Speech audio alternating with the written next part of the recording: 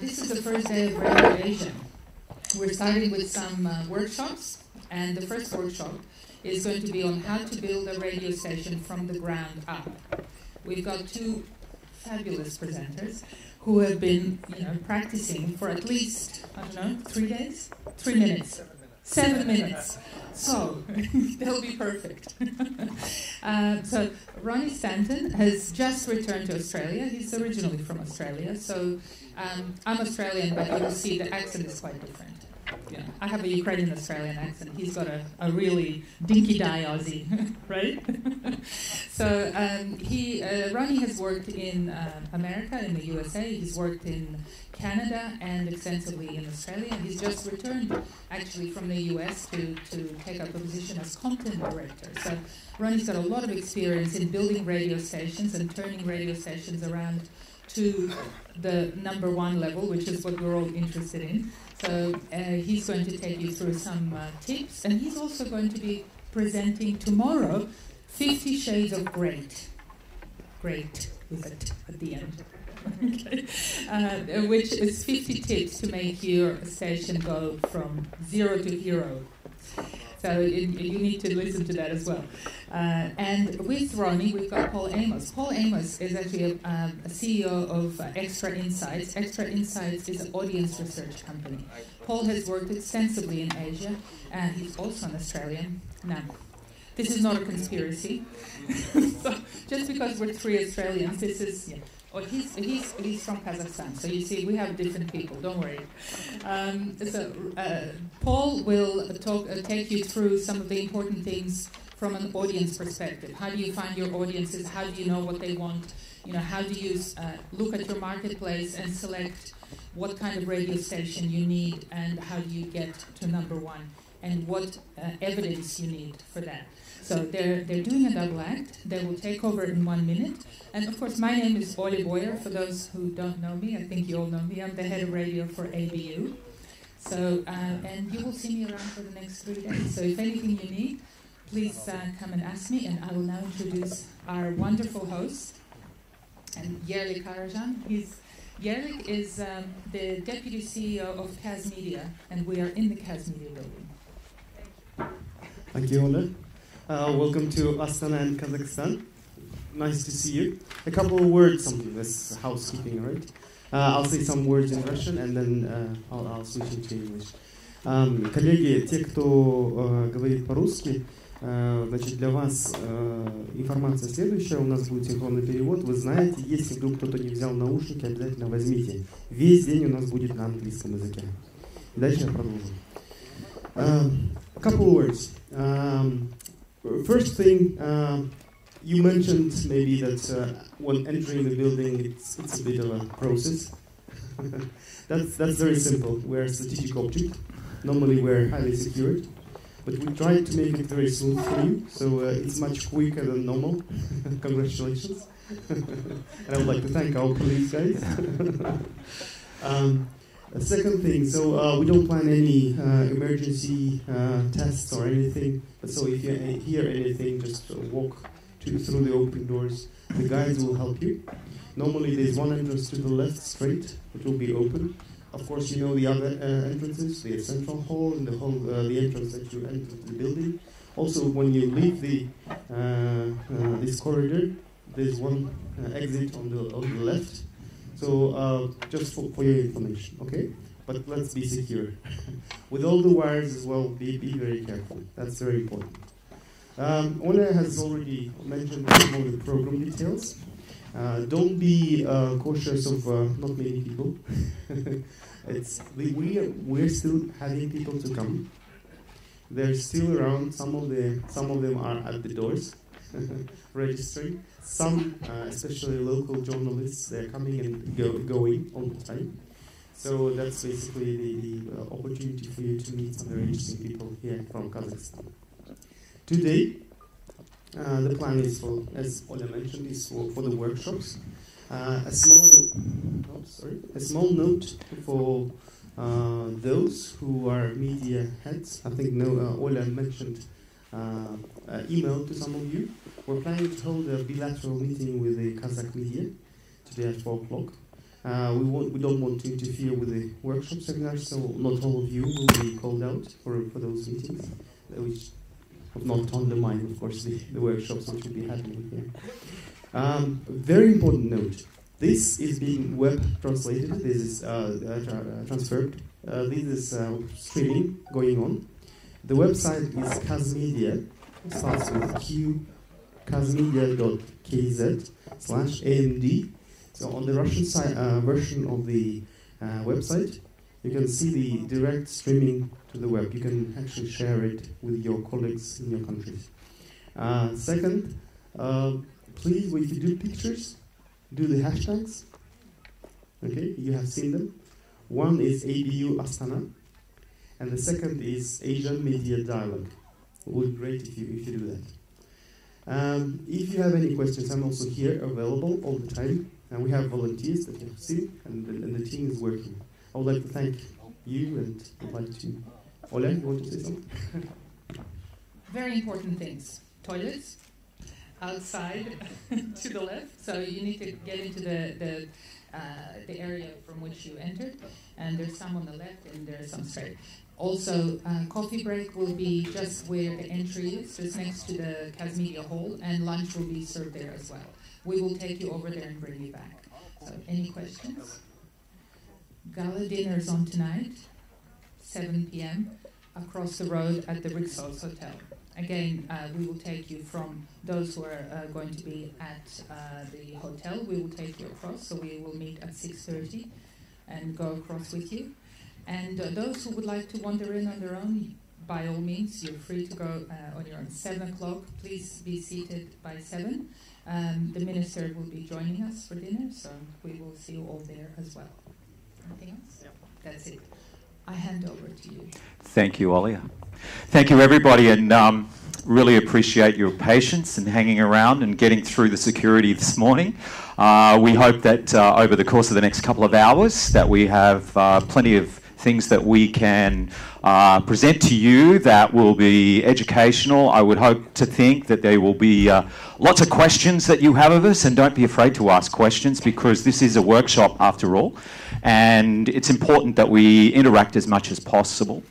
If, as Aussies, we're told we're notorious for talking very fast, and if you do have problems with our speed of speech, please don't hesitate to yell out and say, repeat that.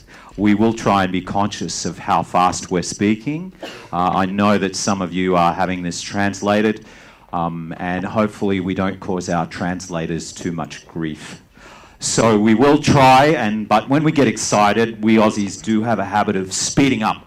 And if it is happening unconsciously, then we apologise in advance.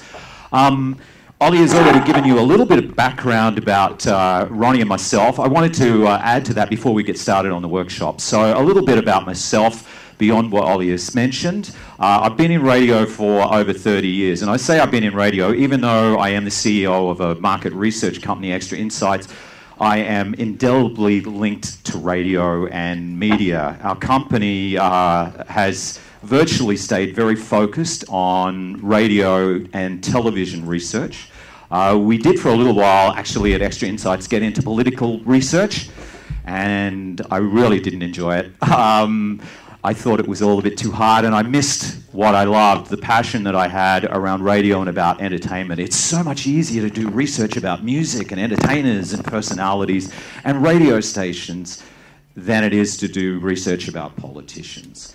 So we made a conscious decision to focus all of our research around media. Of course, that's been changing quite rapidly. Our business does a lot of content research. So we started actually with my background in programming, being very focused in content research. So that's what comes out of the speakers. It's finding out from listeners what they think about personalities, what they think about music, what they think about content in general. We do market studies, we do specific music studies. We have about 800,000 people around the world that are on our community platforms that participate virtually on a weekly basis in music and content studies for different radio stations. They're in branded communities. We also conduct actual audience research. So we get on the other side of the microphone or the other side of the screen, and we are the official provider of audience measurement for regional radio stations in Australia. So we do the ratings for about 60 odd markets in Australia. And it has been a very interesting role that we've taken on with that in more recent years, because we were so indelibly linked to the things that were happening on one side of the microphone, to step onto the other and actually conduct audience research in a much more controlled environment has been quite enlightening as well.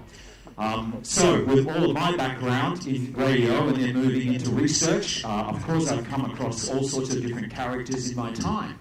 And one of which is Ronnie Stanton, who was always an inspirational character for me, and turned out he tells really good gags. So I think that I might hand over to Ronnie just to tell his story a little bit more. Thank you, Paul. Hello, everybody. My name's Ronnie. I hope you can hear me over my shirt. So I'm Australian. I've been in radio for 25 years. I'm much younger than Paul. I just spent 10 years in Canada and in the United States programming radio stations and running large radio groups. I had 39 stations in Canada and then worked for a company in the US with 251 stations, which is a lot. So I feel like the joy of those experiences has given me great insight to how radio works all over the world. I work for stations in Asia as well. I have a day job looking after radio stations in Australia, but I run a consulting company called Ronnie Stanton Media, and we have clients all over the world as well. So where Paul has more of the research and the science side of radio, I spend more of my time doing the creative product, talent coaching side. Which is why together we're so fabulous. We like to think so. I do. I'm a big fan. Anyway, so hopefully in today's workshop you will get lots of great insights. Not everything's going to be relevant to everyone in the room, but hopefully you'll see some ideas and you'll see some processes and best practices that maybe you can take back to what you do, or at the very least have some insight into how to build a radio station from the ground up. I think what we'd like to do is give you a little bit of a preview of how the morning's going to run, just so you're aware of the journey. And in many respects, we're going to try and take this journey in the way that we would see it play out when you were building a radio station from the ground up. You'll have to ignore the times, but basically the program today will be that we're going to run through the research, because that is where we do the homework, we discover what's going on in the market, and we'll show you some techniques and the different things that we use or the different methodologies that we use to conduct our research. Then we're going to concentrate on the music, and that's possibly going to be relatively interactive. We'll actually show you how we are used to building format clocks, how we do it. Now, a lot of you guys may be used to doing that yourselves. Or you may not know what a format clock is. Yeah, well, that's true. And that's okay. We'll talk you through all that stuff. And just the processes that we apply to building those clocks. And the interesting thing is that whilst Ronnie and I have known each other for many, many years, we've never actually worked directly together. But it's funny, in the time that we were doing the preparation for our workshop, we discovered that we kept going, so you do it that way too. And so I would like to think that, through the course of this process, that you please tell us if you need some more clarity. I think there's an inherent risk that we will get on a roll and we'll get into our little groove, and if you need to, please pull us up and stop us and say, why did you do it that way? Because that's really important to explain to you the processes that we apply. We'll try and do that as best as we can. Then we'll take a break, and then Ronnie will be back to talk about the talents and shows. Yeah, after the highlight of the morning is going to be the break. But after that, we're going to get into working with people, working with egos, building creative shows, the content that happens between the music we play. We'll dive into that. The next section is stationality, which is like personality, but for a radio station. So we'll talk about branding, we'll talk about station imaging, choosing voices, writing for radio stations, all of that stuff, which we feel naturally leads into marketing and promotions, which is now we have a fully functioning radio station, we've done research, we've got music on it, we're playing the right songs, we have great people in the songs. Every time you hear that noise, blame Paul.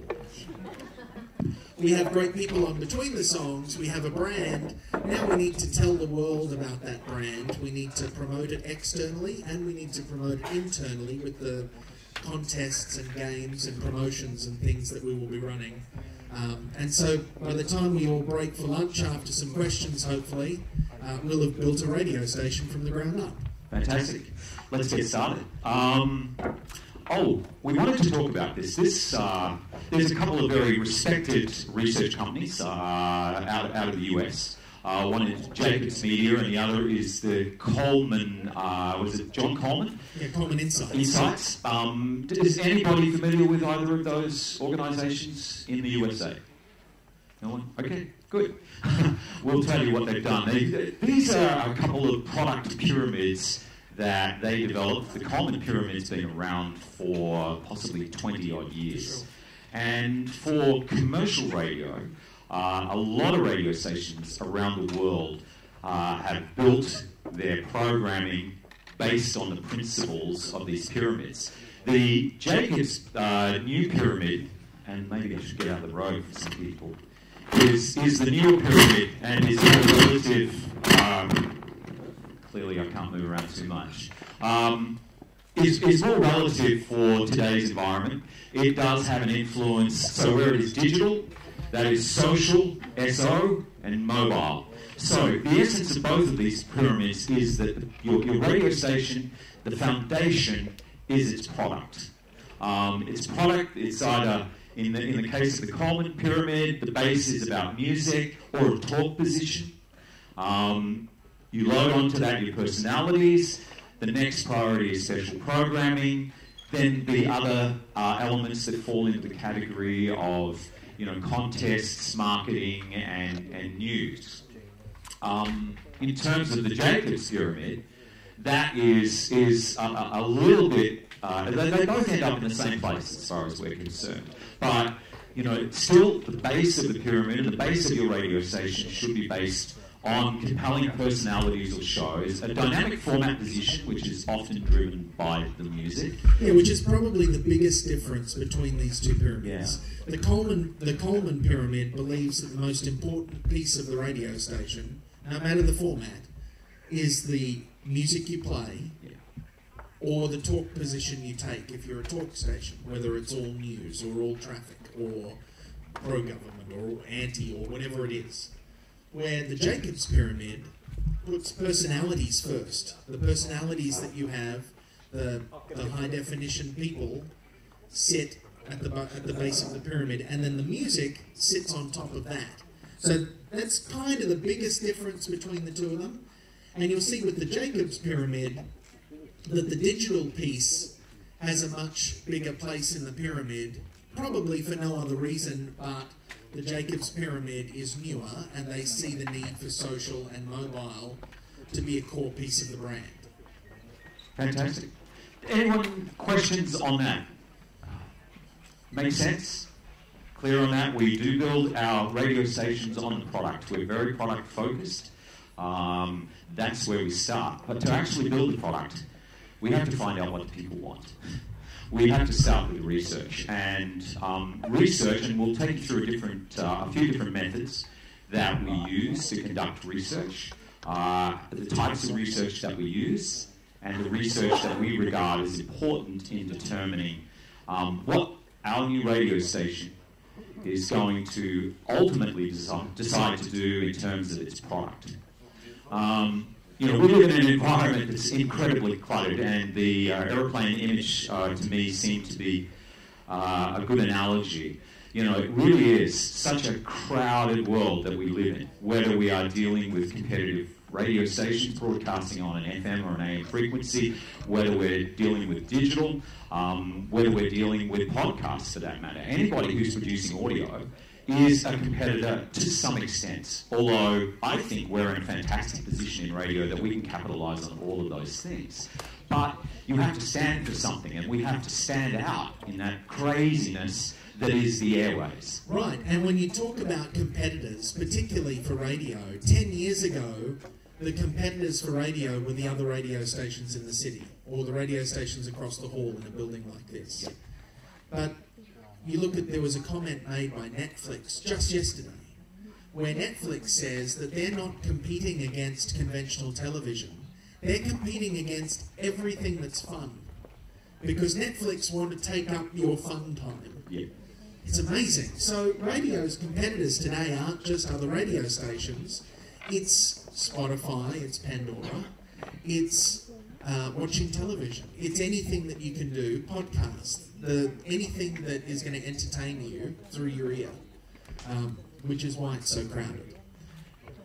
So the question is, you know, would you fly an airplane in the dark without instruments? Because as far as I'm concerned, if you're not doing research and doing your homework before you launch a radio station, you are in essence flying in the dark.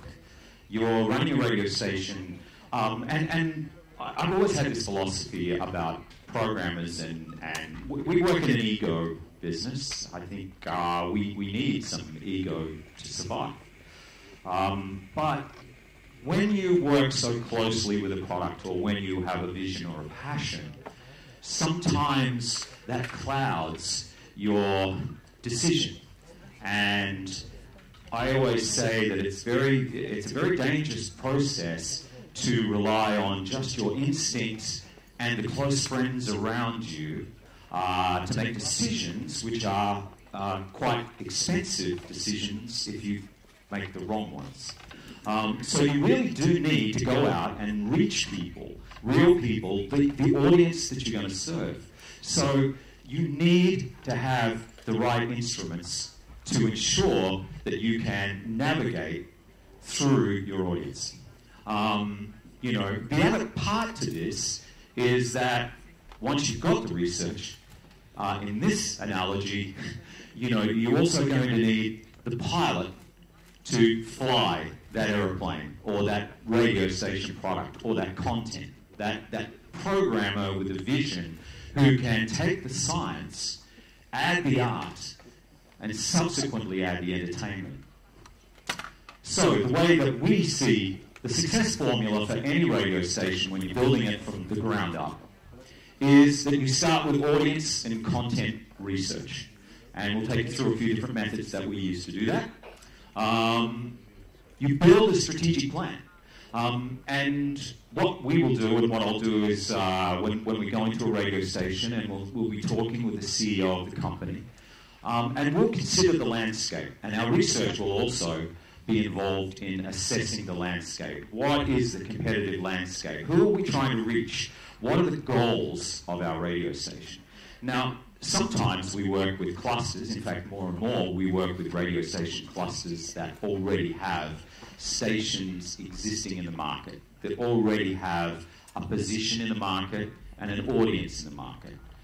Sometimes it is not worth trying to go directly at those radio stations, but rather to flank the radio stations, or there may be other considerations that are made in the boardroom about, particularly in commercial radio, who's got the most money as advertisers, which is the sweet spot when it comes to the audience target that will drive the best revenue for our company. And subsequently, once we have those decisions, so say for instance that radio station or that radio organisation makes a decision that we've got this new radio licence. We see that the most revenue that can be made in this market is going to be with 25 to 44-year-olds. But hang on, there's already a couple of radio stations doing very well in that target. Are there any holes in their product? Are there any weaknesses in their product? So with the advantage of having done the research, we're now having the strategic discussion with the CEO. We're also getting passionate buy-in from all of the stakeholders, because, you know, research is one thing, execution is everything. You know, we can sit there and throw plenty of numbers at CEOs, but if they really don't believe in what we're offering, we're going to fail. And in this business, there can be multiple correct answers. Yes. Like, you can do the audience and content research, and it can say to you that this city loves pop music. But there might be a bunch of pop stations already. And there's no hole for another pop station. So even though you've done research and it's told you what the highest appetite is, it doesn't make business sense, which is what leads us to the strategic plan. And then, just repeating, the most important part of this puzzle, in my opinion, is it's about passionate, persistent, creative execution. It's the guys that front up and do the shows every day. It's the people in the building. You know, having worked in radio stations, we actually have a little DNA form that we use for a lot of the stations that we work with. And one of the categories that we examine is, what is the atmosphere like? What is the energy like in the corridors of the radio station? Because we can have all of this science, but if the guys that are trying to execute the plan don't have the passion for it, it's going to be a really hard job to get the success that we need. So we need to have passionate players, because these are the guys that get out of bed at 4 o'clock in the morning and present these shows. They have to believe in it. They have to have bought into the vision. And sometimes that's really hard, and we'll talk about the talent and the challenges of talent later on, and managing talent and managing talent's expectations. But you know, if you do not have that last piece in this puzzle, the execution, then it's going to be a really tough task to break through in the market. So, presenting this in a slightly different way now, in terms of what I see as the science part of this process and what I see as the art. We are actually content providers. We are in the business of art. That is the final outcome. We base what we do on the science, but then we implement with art. These are the steps that we will use in a strategic meeting. I mentioned before about that strategic plan. So when we're sitting in a boardroom with our clients, we will say to them, these are the steps that we need to follow to achieve the ultimate goal of reaching the maximum audience that you are seeking. So one, precision targeting. It's false thinking to believe that you can be everything to everybody. You can't. You have to pick a target. I believe that you actually choose narrow targets and you have broader appeal. So we often go for narrow targets. We will target a 10-year age range. We may target a lifestyle. And I would suspect that there's a lot of radio stations that are represented in this room today do that. A special interest group, a special target, whether it, you know, in the commercial world, that may be sport, it may be football, it may be males who, and we'll have some different examples of how that targeting may look. But it really is about lifestyles. Yeah, it could be mums, it could be millennials, yeah. It could be people who like new music. Yep. And one of the challenges that we're finding today with the research is we can't pigeonhole people on demographics anymore. And that's become really evident in the last 10 years, particularly. Once upon a time, and one of the challenges that we have in commercial radio is that many advertisers buy demographics. They still buy demographics. Oh, we need females, we need 35 to 49-year-old females who are interested in buying this product. Radio stations are faced with a challenge that, because of the way people consume media these days, that's throwing a whole bunch of interesting things into the mix. And possibly one of the most impactful is around music, where it used to be quite easy to say that young people liked current top 40 music, older people liked songs from their youth. Not necessarily so anymore. No, well, in the US, in the United States, when it comes to millennials, there are two formats that are growing, only two. And they are top 40 that leans rhythmic, so the rappier side of top 40, and classic rock. For millennials. Millennials like Led Zeppelin. But 10 years ago, we would never have thought of that. What? No. So the world's changing. It is, and it's throwing some very interesting dynamics into the mix. So the precision targeting and getting that right is absolutely critical. So, you know, and that's where you're making decisions about, are we going to make this about life groups and lifestyles? Are we going to still stick with the old agenda of having it about age? But you have to set a fairly narrow precision target about your radio station.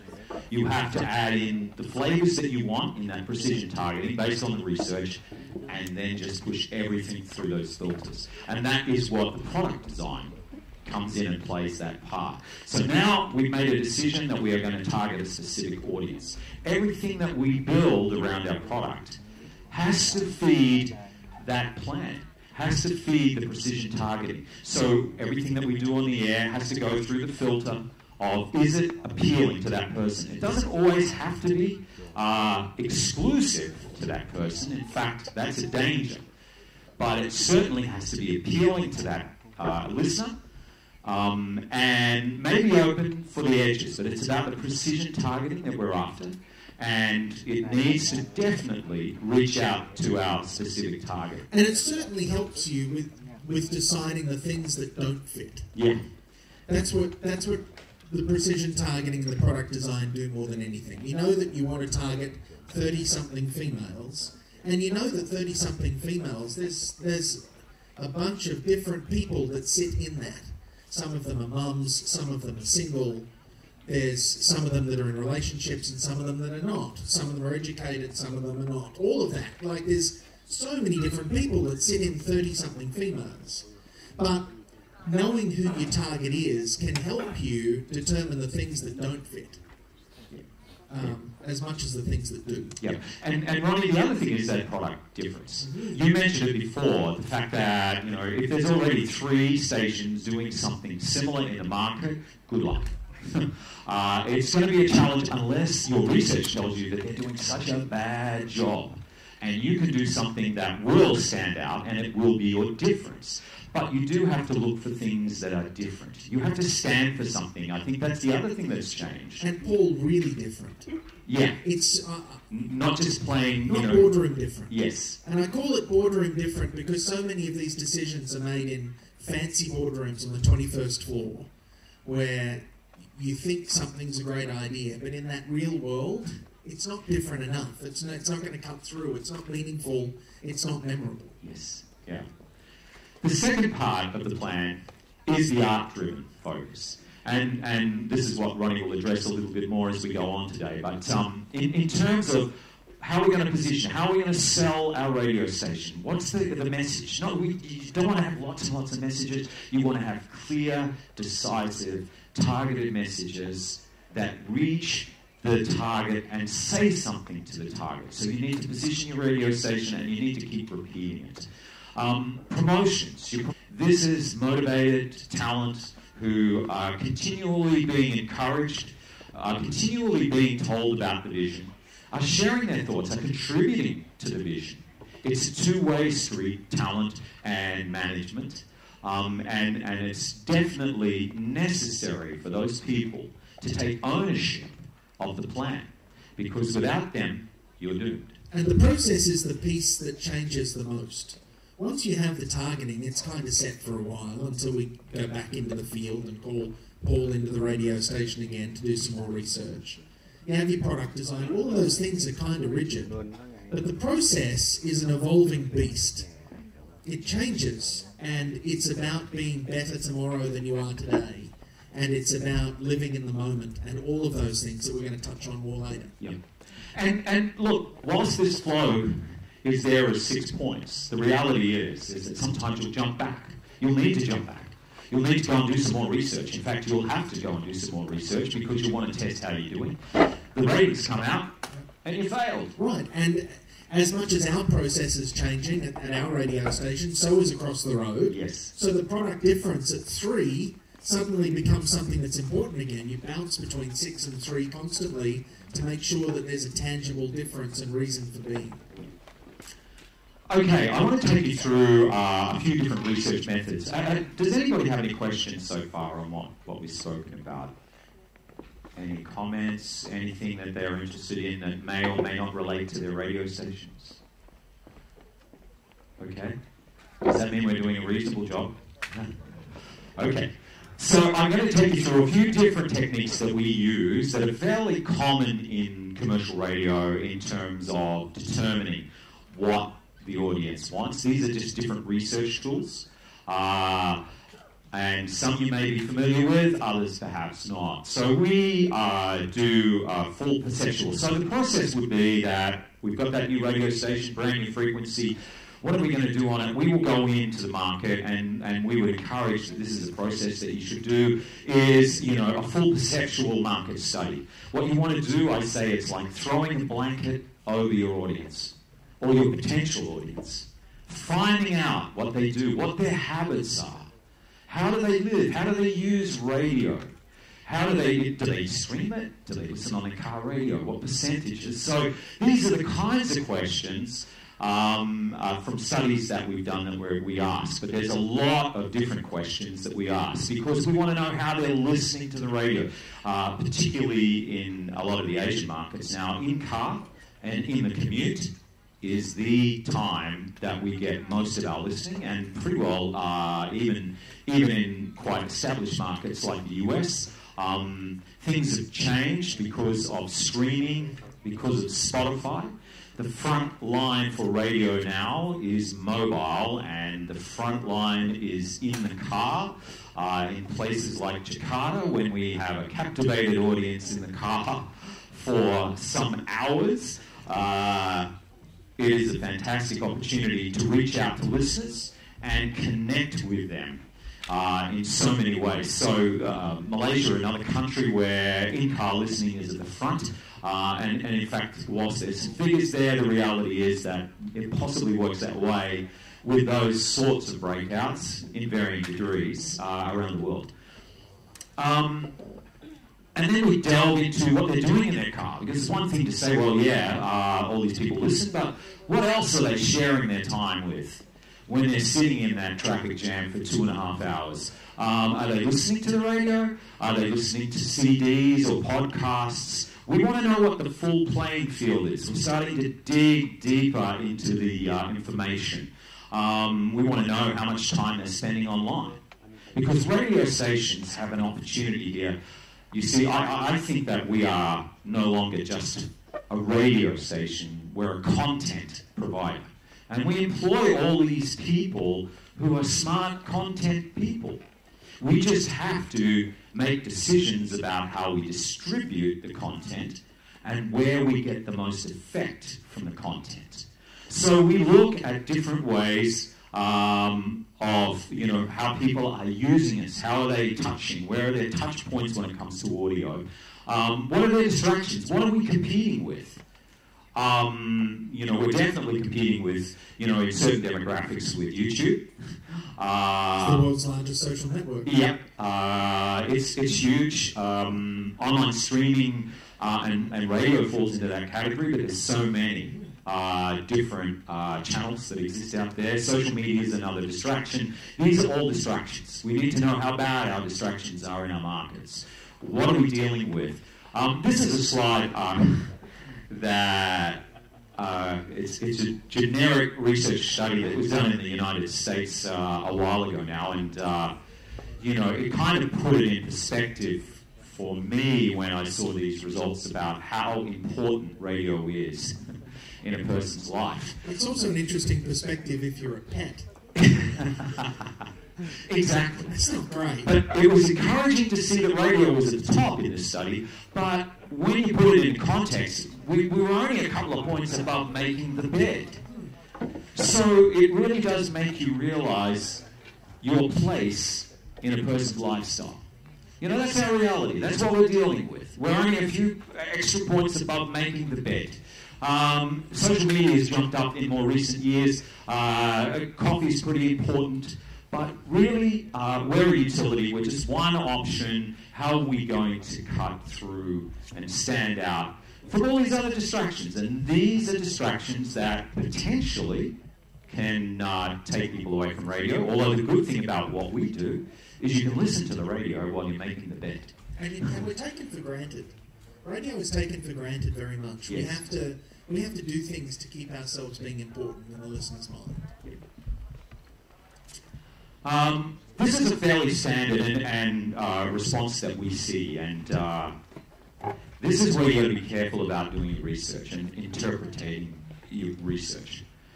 Research interpretation, I was saying to Ronnie yesterday, I was working with a radio station, and one of the programmers clearly had an issue with one of the talent that was doing his morning show.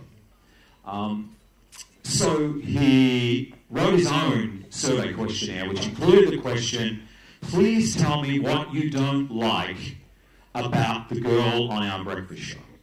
It was self-serving research that was going to deliver exactly what he wanted to take to his boss because he really didn't like this girl. He had a few issues. You've got to be really careful about writing do-it-yourself research because, to me, the way the questions are structured, and then if I look at that, if you look at that, you think lots of music. People want lots of music. I'll play lots of music. But hang on. Entertaining DJs, weather, traffic, news, all these other things, if you put all those scores together, they actually add up to more than lots of music. I think music, yes, it's a foundation, but what are we trying to achieve here? Who are we talking to? That's a default. Because a lot of the time with music, people will compare talk on radio as a negative. And in commercial radio, we made a habit of telling listeners for about 20 years, more music, less talk. Talk is bad. Talk is bad, listeners. More music is better. But the reality is quite different. Well, because there's a reality. I love that the word say is capitalized. Yeah. Because people don't always know what they want. There's a famous story from Apple where they did a research study to ask people what they would think of the iPad, having never seen it. We're going to develop a computer that doesn't have a keyboard. You could just type on the screen. Do you want that? And it came back, no. Why would I need a keyboard? That's stupid. People don't know what they want. Yes. And with research, that's why you have to leave it to the scientists because there's questions that can't be asked, like the PD that wanted the breakfast girl gone. That's bad research. That's not real. And in the same way that testing the iPad, you can't always ask people what they want because they don't always know. Exactly. And that's okay. Yeah. And I think, often research tells you what not to do rather than what to do. And that's the point that you're making, Ronnie, is that, we use research a lot of the time to identify the things that we should stay away from, not to necessarily contribute to the things that we should do. An example of that is that we were launching a new radio station in New Zealand, and the programming and marketing team had come up with all of these names for this radio station. Let's research it and we'll go with the most popular one. Well, what happened was that when they saw what the audience regarded as the most popular station name, they all kind of looked at each other and went, we don't want to do it. We don't believe it. We can't sell this. The thing was that they ended up choosing the third ranked name from that research. And I encouraged them to do so because the program or the content director was sitting in the meeting saying, I can hear this radio station. I can hear how I can brand this radio station. I can hear how I can add personality to this brand. I've got it all in my head. And that passion is worth more. The emotion. Yeah. It was the emotion. And that's what you're saying is people don't necessarily know. So you go out and you ask all these questions in research. And you're trying to encourage people to come up with an idea, but it's the emotion that's connected to the brand.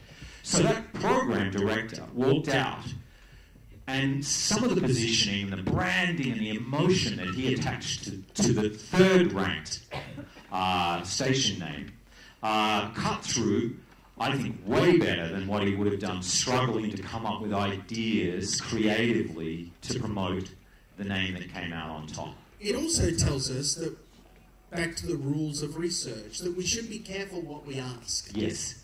Because sometimes you don't want to know. Seriously. Yeah. If there's 6 names kicking around for a radio station, and the program director loves one of them and can hear one of them, that's arguably the answer before you even go to research. Because the research is only going to tell you things that maybe you don't want to know. Exactly. Okay, so that revolved, and those points were built around a large market study. We wanted to know about their habits, about what they do, how they use media, where they are. So, theory being, you fish where the fish are. And that's what a market study is telling you, but it's also telling you a lot of other things. And going a little bit deeper than a market study is, we call them format finders or music clustering studies. Has anyone heard of these studies before? That's good. That's good. At least I'll be telling you something you don't know. So this is something that we often do, and here's an example. So we talked earlier about the challenges that we have with the way people listen to music and consume music now. We call these life groups. These are, we use a lot of sophisticated research. We watch how people respond to individual songs. We then use different clustering techniques to identify song montages that represent different styles that have appeal in a market that we're going to serve. So in this case, in this particular market, we came up with 15 primary styles, and don't get me wrong, there were way more than these. Way more. But the reality is, in commercial radio, we're after cube. We're going for the biggest number of people. We are, in commercial radio, I say McDonald's radio in many respects. We are not the unique Thai restaurant or the lovely Indian restaurant that I go to once a week. We are about people through the drive-thru. As many people as we can. So just to clarify those terms, in case you're not familiar with those terms, there's essentially 2 things that create ratings for radio stations, that give us a number. And they are CUME, which is the number of people who listen to the radio station for any period of time. And then TSL, which is time spent listening, which is the amount of time those people listen. And then there's a magic formula between the CUME and the TSL that gets you your ratings result. If you put that into restaurant terms, because it's easier to imagine. If now everyone can see. But I want to sit down now. If you put that into restaurant terms, CUME is the number of people who come to the restaurant, and TSL is whether they have dessert. Kind of. Yeah. How long they stay for. Yeah. Exactly. So this is another process that we will use in markets to identify how big these music groups are. We've clustered these. We've created 3 songs based on every person's individual vote over hundreds of songs to identify that these are the biggest music styles. And this is what is used by the music programmers and the program directors to build their music clocks and to identify the balance. So how much pop will we play? It's a pretty big life group. We do a lot more layered research than this. We also do correlation of these styles, because sometimes what happens, and I'll show you a graph a little further down the track, is that adding more and more of these doesn't necessarily grow your audience. Right, because it's unlikely that people who like Led Zeppelin rock and roll want to hear Pitbull. Yes. So these life groups actually collide. And it comes back to what we were saying before. You can't be all things to all people.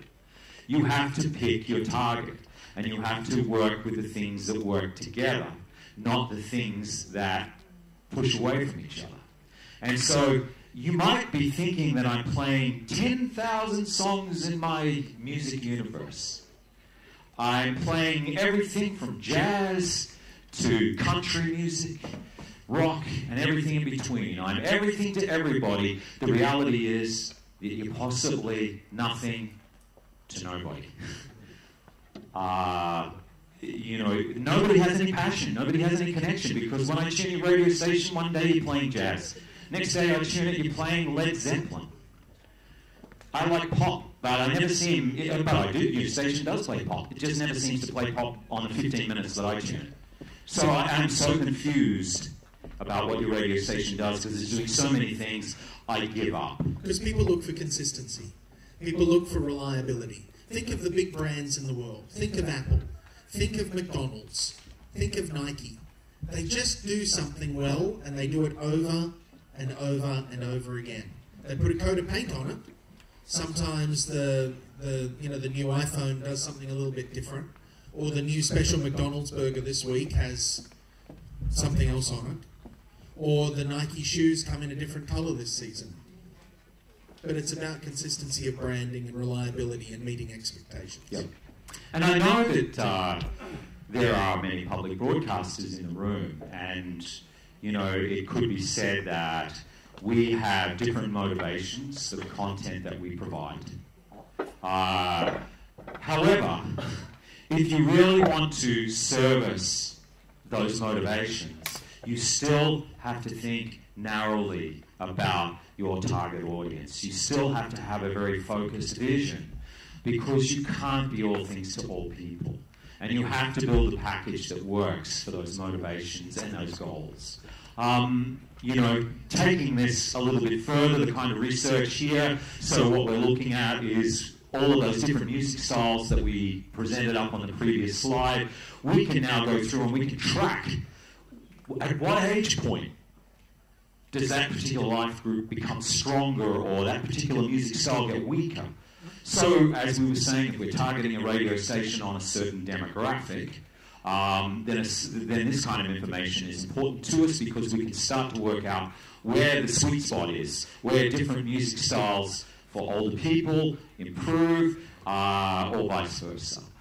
So we're now starting to overlay a number of different elements of research, not just one. And I always say about research is that sometimes you've got to ask the same question 3 different ways to really get the right answer.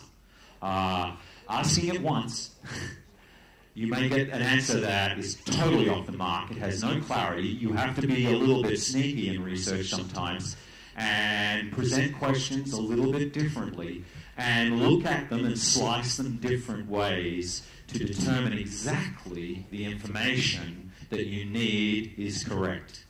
I mentioned before about different formats and different life groups. Here's an example where we had a radio station that was going to be centered on this kind of style of music called alt-main, as we labeled it, and it's just a label for our purposes. So an alternative station. Yeah.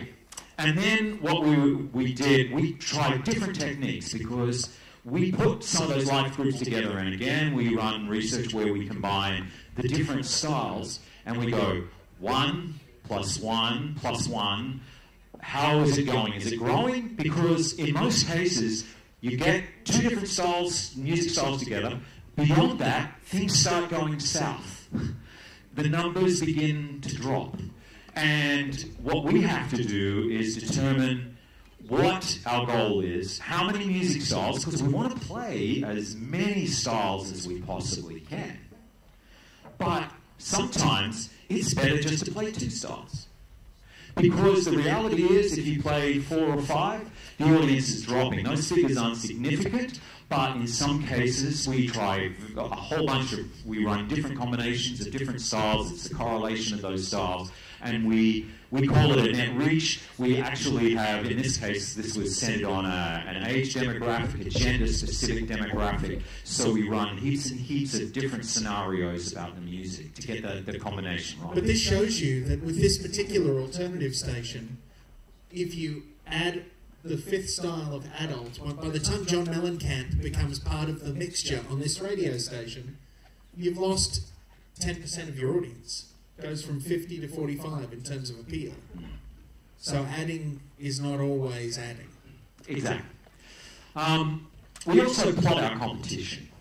I think that that's something that, you could do it. You could go back to your radio stations, next week, and you could do this exercise yourself. And I believe in many cases you would be 70% correct, at least.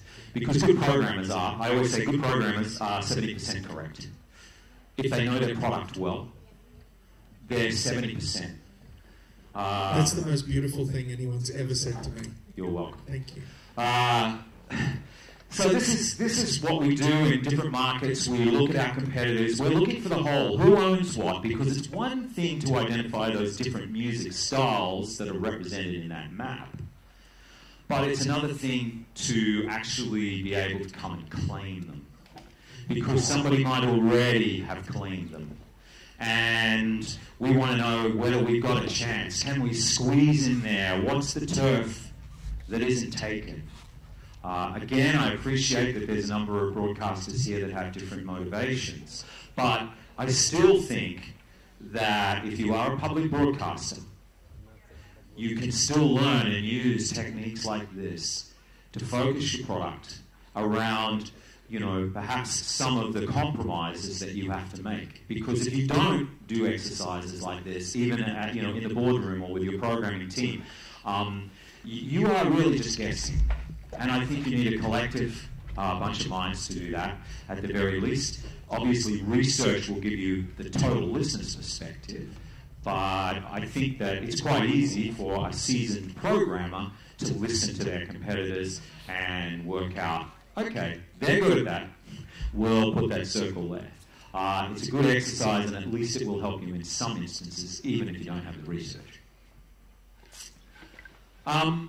The other thing that we do in the commercial world a lot is music testing, individual songs. So now we've decided on the different styles of music. So that's going to be fed into our big music machine. We're only going to choose songs from those different life groups that we want to represent, the life groups that we think are available to us, the music styles that we think we should concentrate on, because, we can't be playing everything from jazz to rock. We've chosen our 3 or 4 music styles, and that's generally about all it comes down to be honest. Then we have to fill the buckets. Yeah, and so we go looking for the music. And that's, again, decisions that program directors do. They choose the music, and they conduct regular research around music, and we use a bunch of weighted scoring techniques to rank different songs, how they're testing. We have a whole bunch of different demographic breakouts there by gender. All those columns can be interchanged and are subject to the goals of the radio station. But this is something a lot of radio stations are doing on a weekly basis. So these are current songs in most cases. And then radio stations will do large scale. So in launching a new format, we will test hundreds and hundreds of songs because we decided what styles we're going to choose. We go seeking the songs that we believe are going to work, and then we start testing them. We also look at other sources, whether it's Spotify, whether it's iTunes sales. We will certainly make decisions about songs based on as many resources that we can get our hands on, which we may feed into our research, to do our own research. Now, there is a lot of information out there on songs. You can, there's software, there's apps that you can download. However, the key thing is that a lot of that information at this point in time that's available digitally doesn't necessarily target your market. You don't know where the people are contributing to those Spotify playlists. They all could live in Atlanta. Well, as a case in point, Brooklyn in Summer, Aloe Black is the 23rd song on this list. And without looking at the numbers too closely, you can see how much red there is there. Red's bad. But in the US, that's a big hit. Yeah. So one of those downloaded softwares might tell you that that's a great song. But whatever this radio station is, it's not a great song. Yeah. And so that's the key, is that you need to be talking to your listeners. All of those online resources are guides and help you to or contribute to the decisions you make. But you need to ask your listeners. Ultimately, they're the ones that are going to make the decisions about your radio station. And you know, we will trend songs as well amongst our listeners. We'll see how it's going from week to week and make decisions on how long we're going to play it, etc. The other thing is the activity that goes in between the songs. The announcers, the content, the personalities. This is something that we do. We call it a talent life cycle. I believe every one of us has a life cycle. In our careers, we have a life cycle. In personalities and talent, they have a life cycle. If you're familiar with say the Idol, American Idol, a lot of those television talent shows that are big these days, what we see is that we see these people burst, these performers burst through the power of mainstream television as artists and performers. And 12 months later now, they're gone. Their life cycle is rapid. They move through different quadrants. So, you know, down here they are in the dislike or unknown. It's actually dislike/unknown. It should be in that bottom column. So you think about a talent or anyone on your radio station. They start first day. Potentially nobody knows them. They may already have some collateral. They may have come from another place, another radio station, another outlet. They may have some life, some talent collateral, as I would say. They might start somewhere in another quadrant. They might even start in the star quadrant if you've stolen talent from somewhere else. But as a general rule, every talent that exists on your radio station will have a place in the life cycle. So we go in and we do this research and we go, it's like taking a photograph of all of the personalities and the people that exist in the market on that day that we did the research. We took this snapshot and we said, where does everybody stand? Where do all these personalities stand? So the life cycle kind of arcs over. So you start out, they either dislike you, and usually if people don't know you, they tend to say, I don't no idea, I don't really like this person, but I don't know them enough. So it's unfamiliar, dislike.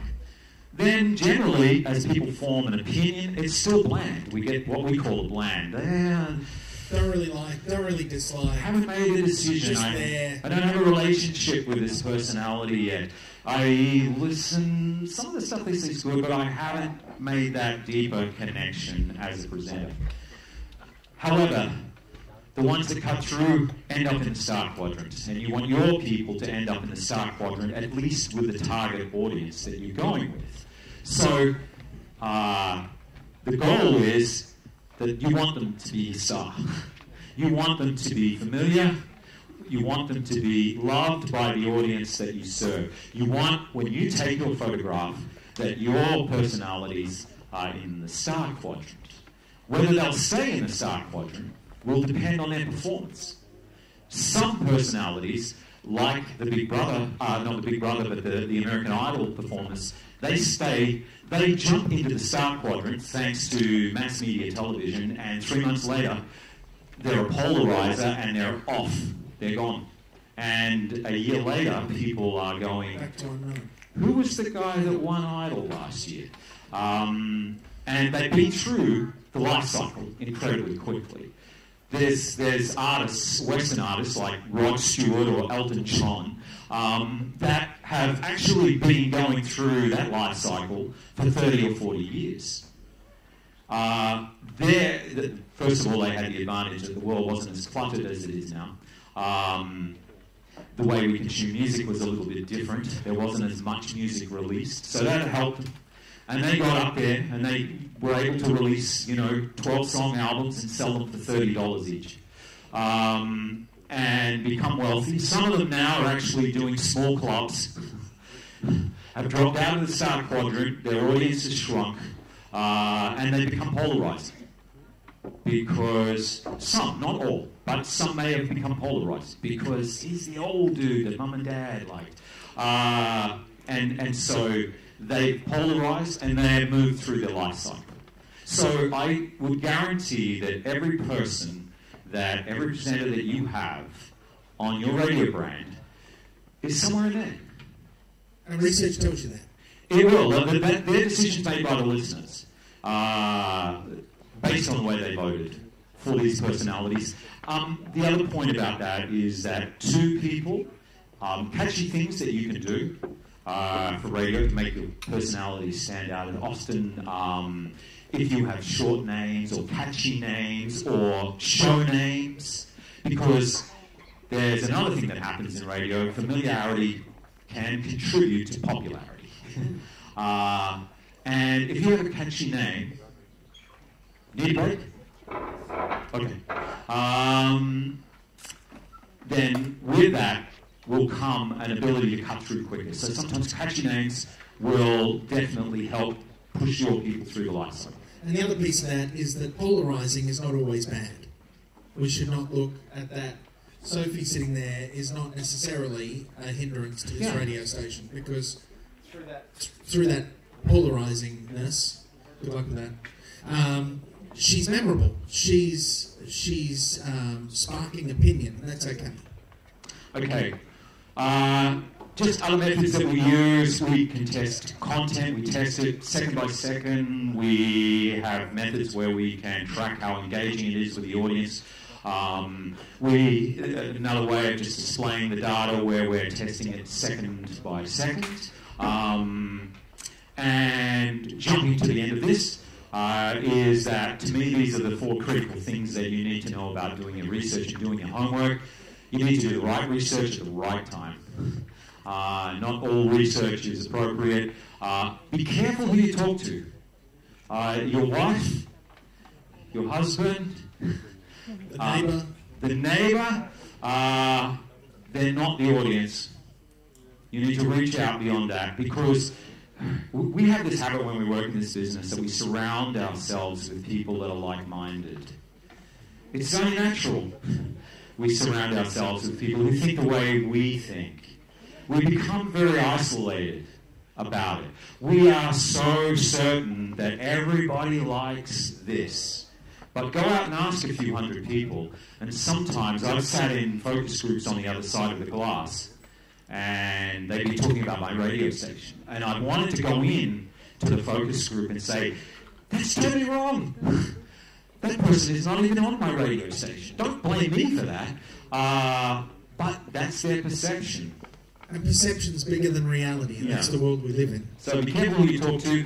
Interpretation is critical, and research alone is not enough. It's just the start. It's just where we start from. So that's research. It is. Once you've done all this stuff, once you've dived into this kind of thing, you have a sense of what you should do. We're going to let you all get coffee now, and when we come back, we're going to talk about music, and we're going to talk about talent, and we're going to talk about positioning, and actually build the radio station from the intel that theoretically we've just gathered. Yeah. Thank you. So the coffee is outside in the area next to the big hall, like just where you came in. There's a big open area. So we have about 30 minutes, and be aware we'll usher you back in, because you want to know about talent now. So now that you've done all this research, you want to know how to manage all the talented people who have lots of demands. All right? Anything you need to say? Yeah, just to remind you about the photographs, you're allowed to also. Do the hashtags, please. ABU Astana and Asia Media Dialogue. Thank you. See you all in 30 minutes.